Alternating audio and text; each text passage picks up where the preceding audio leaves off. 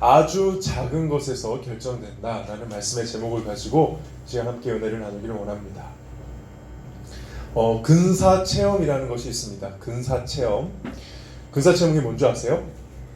죽었던 사람이 이제 심폐소생술을 통해 가지고 다시 이렇게 살렸더니 살아나서 한다는 소리가 자신이 죽었을 때 그 모습을 이렇게 멀리서 바라보는 그런 경험을 해서 이제 그런 것들을 사람들에게 말해주는 이야기가 근사체험입니다.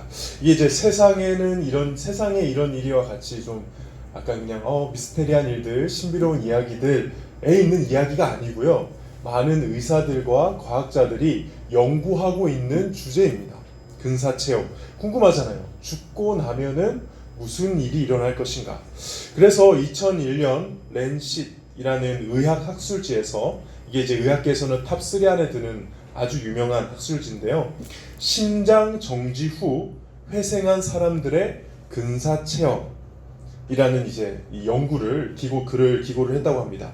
거기에 보면은 이제 심폐소생술로 살아난 사람 344명을 대상으로 조사를 벌였는데 그 중에 18%인 62명이 근사체험을 했다는 거예요.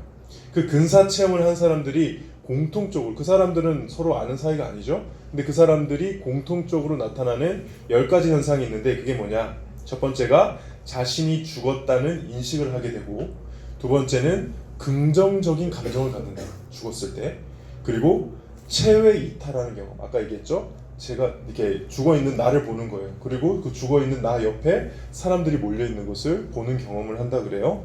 그리고 터널을 통과하고 밝은 빛과 교신하고, 또 특히 색깔을 관찰하는 특징이 있다고 합니다. 그래서 천상의 풍경을 관찰하고, 또 세상을 떠난 이미 먼저 죽은 가족이나 친지를 만난다고도 하고요. 그 다음에 자신의 생을 이제 회고하는 거. 그 갑자기 큰 사고 나는 사람들이 하는 표현 있죠. 주마등처럼 자기 어렸을 때부터 과거가 막 지나간다고. 그런 거. 그리고 삶과 죽음의 경계를 인지한다는 거. 지금 얘기하는 거는 제가 뇌피셜로 그냥 재밌는 얘기하기 위해서 지어낸 게 아니라 아주 과학자들이 연구하고 발견해낸 내용들이라는 겁니다. 이거는 엄격한 조건 아래, 이렇게 실험이라고 표현하면 그렇죠. 이 상황 아래서 이렇게 조사된 내용들을 정리한 거예요. 그래서 심지어 시각장애인이 무엇을 보는 경험을 한다는 거예요.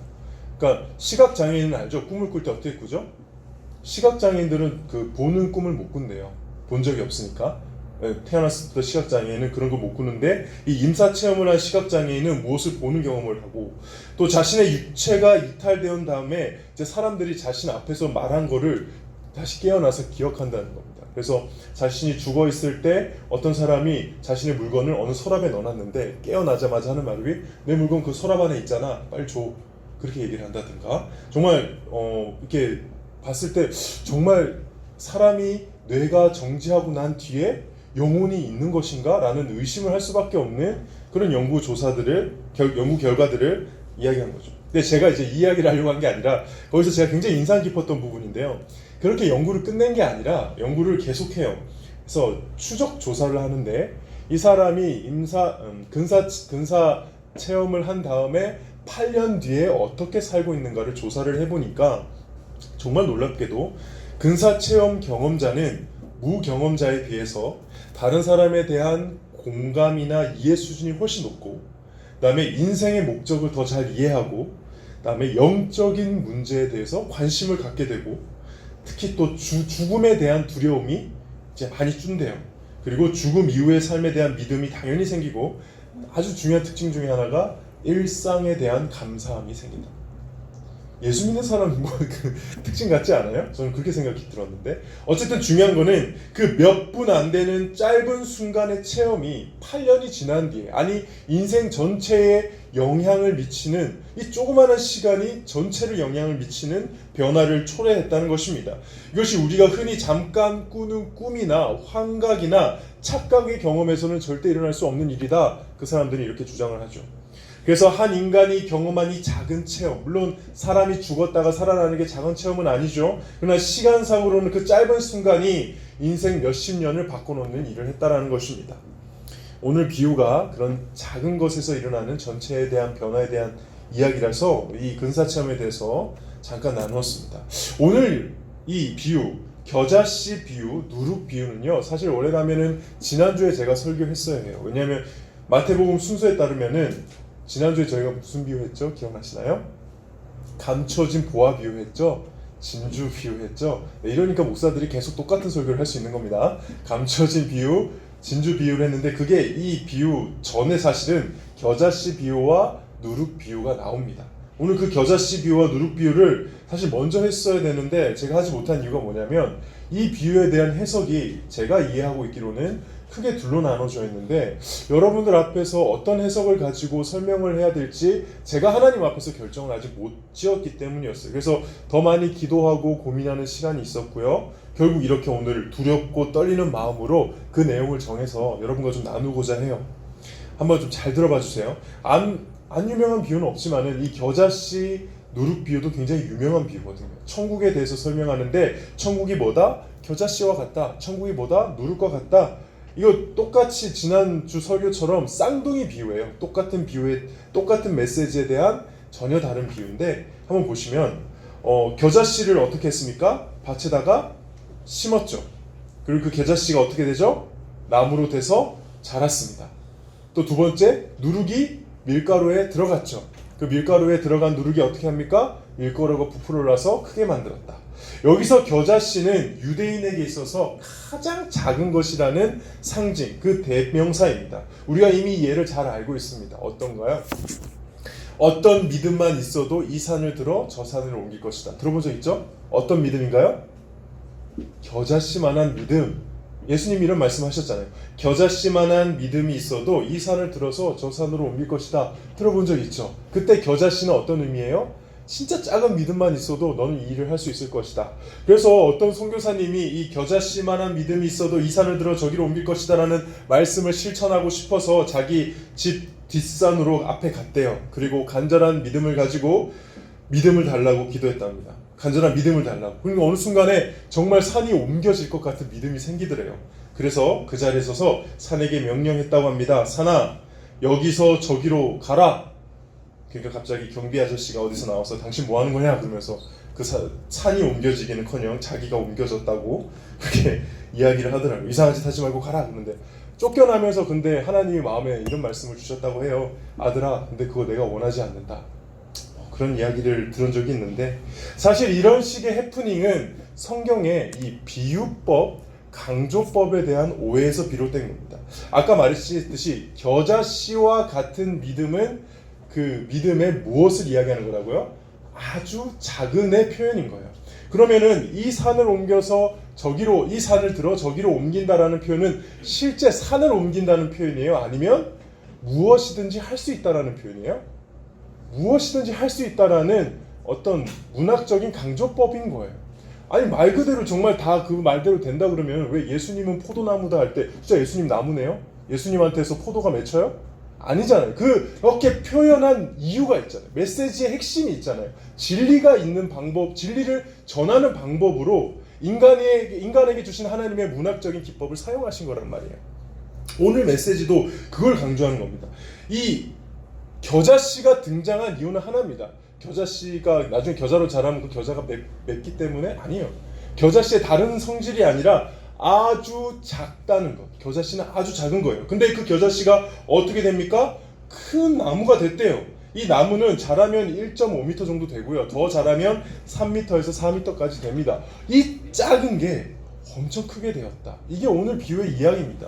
그래서 오늘 비유가 말하는 천국은 무엇이냐? 비록 지금은 보잘것없는 모습이지만 나중에 어마무시한 영향력을 가지게 될 것이다. 너희들 지금 아무도 알아주지 않고 많은 사람들의 핍박과 괴롭힘 속에서 이 작은 겨자씨와 같이 이 세계에 존재하고 있지만 나중엔 너희는 커다란 나무처럼 영향력을 가지게 될 것이다. 지금 설교를 듣는 모습이라든가 신앙생활하는 모습이 아주 보잘것없는 겨자씨와 같아도 너희들 계속 있다 보면 어느 순간엔가 믿음의 거목들이 될 것이다 라는 이런 메시지라는 것이죠.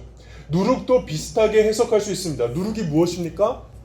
누룩, 효모죠. 효모, 빵을 부풀게 하는 것.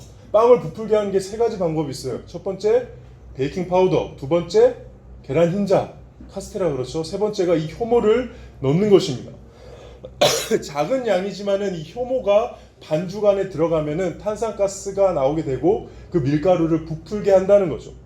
그래서 이 비유에서도 하는 말이 그 작은 효모가 들어가서 놀라운 일을 벌이는데 바로 이 밀가루를 부풀게 할 것이다. 여기서 서말이라고 표현됐는데 쉽게 해서 100인분 가까이 빵을 만들어낸다 라는 말입니다. 그래서 이 겨자씨와 누룩의 비유에서 알려주는 천국의 특징이 뭐냐?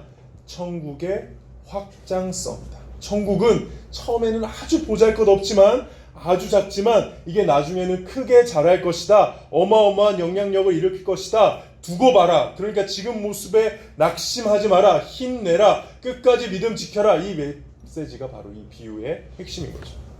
실제로 예수님이 이 말씀을 하셨을 당시만 하더라도 더 나아가 이 마태복음이 읽혀졌을 당시의 교회의 모습이 어땠습니까? 기독교가 어땠습니까? 로마 교회에서 주류였습니까? 아니요. 철저한 비주류 아웃사이더였어요.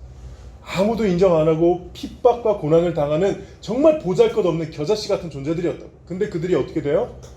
네, 기독교 국가가 돼버리죠. 로마가.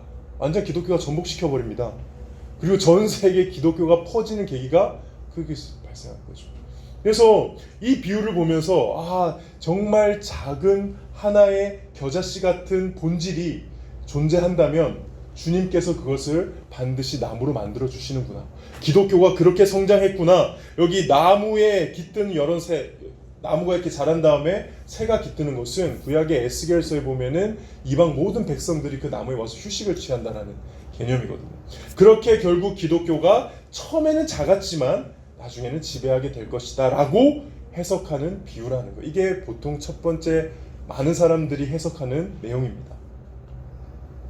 그런데 이것과 전혀 다르게 해석하는 사람들이 있어서 제가 굉장히 고민이 됐던 거예요. 이 시간에 좀 자세하게 소개시켜주고 싶은데요. 우리 한번 누가복음 13장 18절에서 21절 화면에 띄워주시고 우리 같이 한번 읽어보도록 하겠습니다. 누가복음 13장 18절에서 21절 읽어보겠습니다. 시작. 그러므로 예수께서 이르시되 하나님의 나라가 무엇과 같을까? 내가 무엇으로 비교할까? 마치 사람이 자기 채소밭에 갖다 심은 겨자씨 하나 같으니 자라 나무가 되어 공중의 새들이 그 가지에 깃들였느니라. 또 20절 또 이르시되 내가 하나님의 나라를 무엇으로 비교할까? 마치 여자가 가루 서말 속에 갖다 넣어 전부 부풀게 한 누룩과 같으니라 하셨더라. 목사님 같은 내용 아닙니까? 근데 잘 보세요. 아까 19절에 겨자씨를 뿌린 밭이 어떤 밭인가요? 19절 보여주시죠. 어떤 밭이죠? 보이시죠? 채소밭이에요. 그게 왜요, 목사님? 이게 왜냐면 구약에 한 밭에 두 가지 종자를 뿌리는 것을 하나님이 금지하셨거든요. 레위기 19장 19절 말씀에 보면은 제가 읽어드릴게요. 화면 나올 겁니다. 너희는 내 규례를 지킬지어다. 내 가축을 다른 종류와 교미시키지 말며 내 밭에 두 종자를 섞어 뿌리지 말며 두 재료로 직조한 옷을 입지 말며. 그러니까 이미 다른 씨앗을 뿌린 밭에다가 또 다른 씨앗을 뿌리는 행위를 하면 되는 거예요? 안 되는 거예요? 안 되는 거예요. 구약의 메시지에 따르면. 그래서 이 비유를 듣는 순간 유대인들은 그렇게 하면 안 되는데? 라고 생각을 한다는 것이죠. 그리고 그 다음에 나오는 누룩도 잘 생각해 보십시오. 성경에 등장하는 누룩은 어떤 이미지냐? 부정적인 이미지의 대명사입니다. 아예 예수님은 뭐라고 표현까지 했냐면 마태복음 16장 6절에 예수께서 이르시되 삼가 바리새인과 사두개인들의 누룩을 주의하라 하시니, 이것도 아마 말씀이 있을 건데 안 나오네요. 예수께서 이르시되 삼가 바리새인과 사두개인의 누룩을 주의하라 하시더니. 그러니까 누룩이라는 개념 자체는 쓰이기를 안 좋은 이미지, 우리를 망가뜨리는 죄의 이미지로 많이 쓰인다는 거죠. 게다가 지금 이 여자가 누룩을 넣는데 쓰는 단어는 통상적인 표현이 아니라 언어로 보면 감추어 넣는다는 거예요.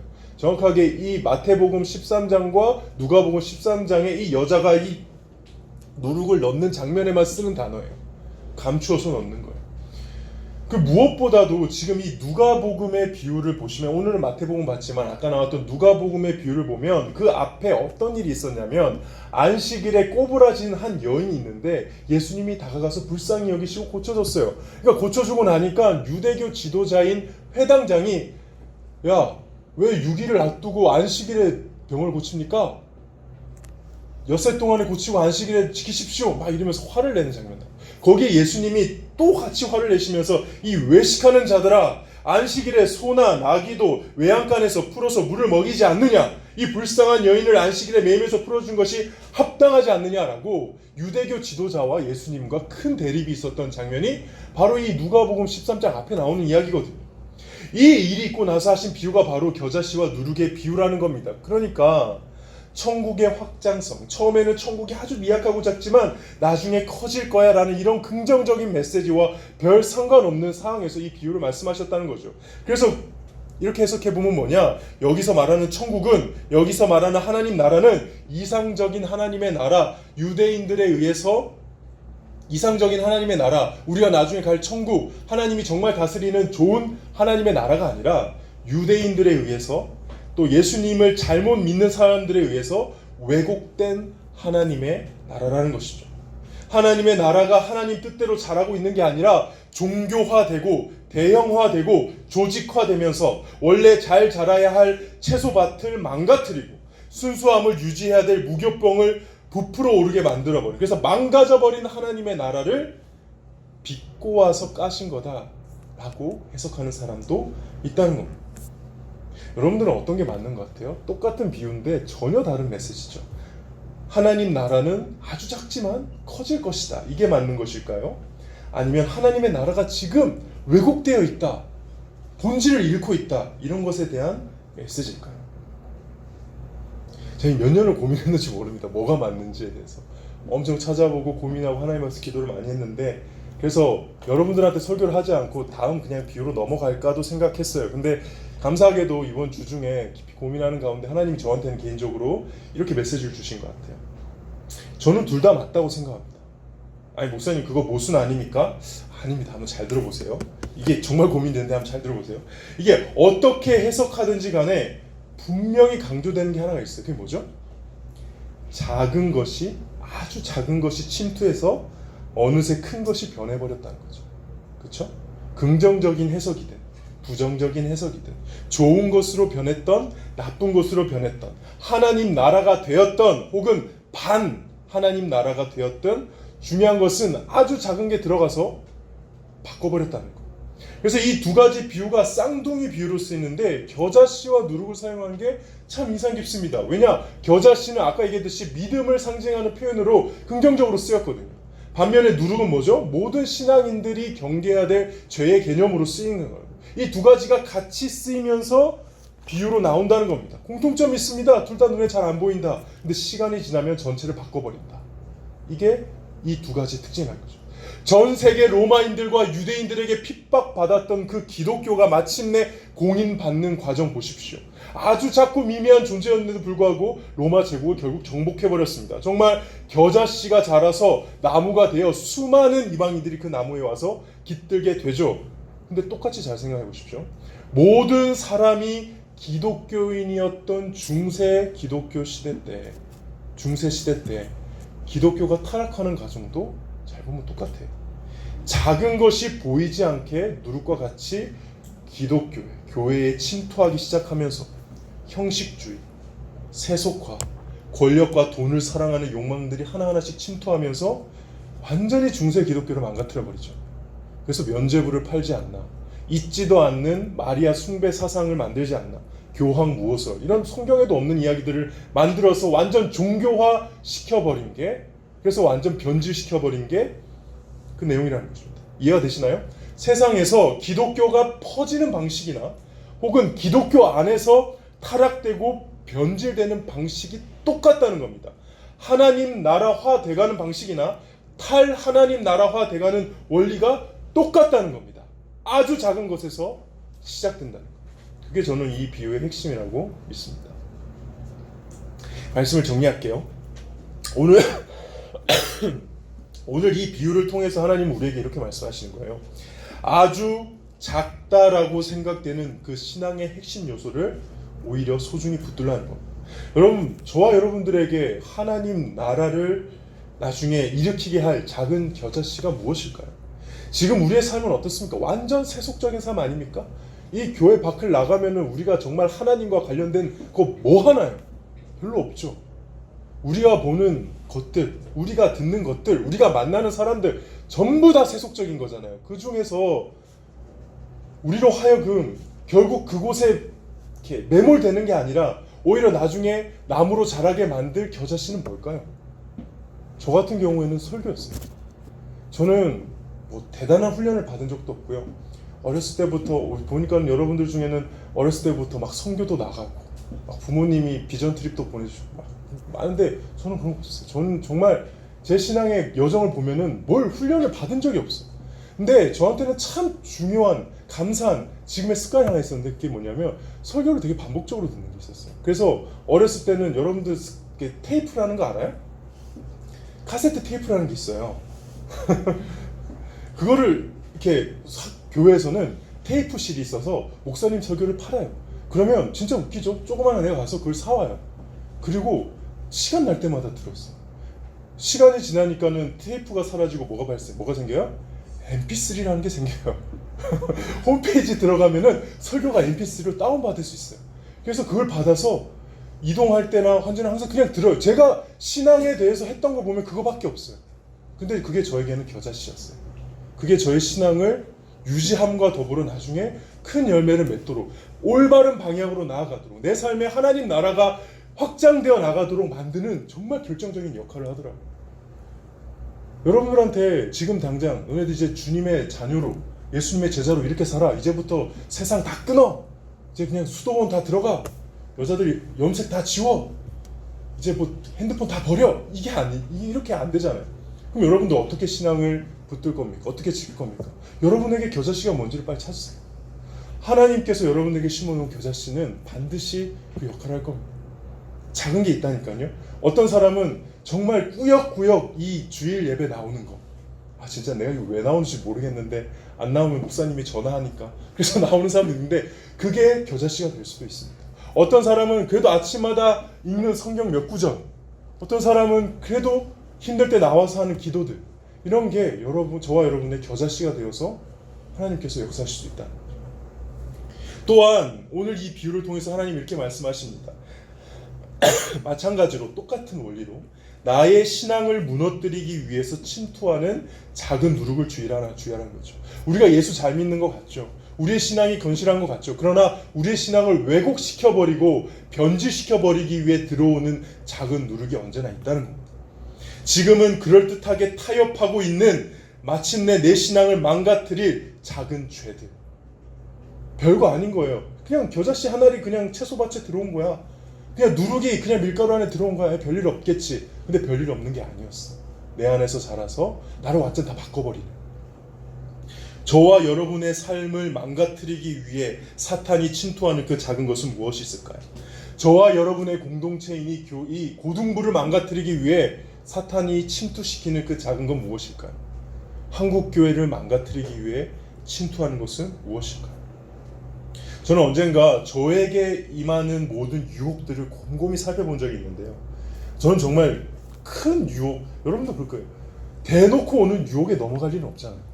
그렇지 않나요? 저도 그래요. 대놓고 나한테 바람을 피라고 그러면 제가 미쳤다고 피겠습니까? 대놓고 어떤 여자가 홀딱 벗고 와가지고 저를 유혹한다면 제가 넘어가겠습니까? 사탄아 물러가라. 암사탄아 물러가라. 뭐 그렇게 하랬다는데. 그렇죠. 당연히 그렇죠. 근데 진짜 유혹되는 게 뭘까요? 사실 진짜 우리를 유혹시키고 망가뜨리는 거는 정말 별거 아닌 작은 겁니다. 저는 그걸 깨달았어요. 어느새 보면은 그 작은 게 내 안에 들어와서 부풀려져 있는 거죠. 너무 힘들더라고요. 이게 정말 나를 망가뜨리는 원리구나.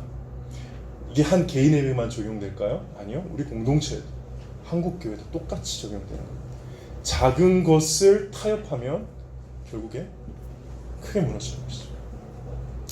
언제나 작은 것에서 시작이 됩니다. 하나님의 나라의 확장이든 하나님 나라의 쇠퇴이든 이 세상에 하나님의 나라가 이렇게 커져가는 것이든 혹은 탈 하나님 나라화 되는 것이든 언제나 시작은 작은 것입니다. 그 작은 것을 주의하는 저와 여러분이 되기를 주님의 이름으로 축복합니다. 우리 함께 찬양하면서 기도하며 나아가겠습니다.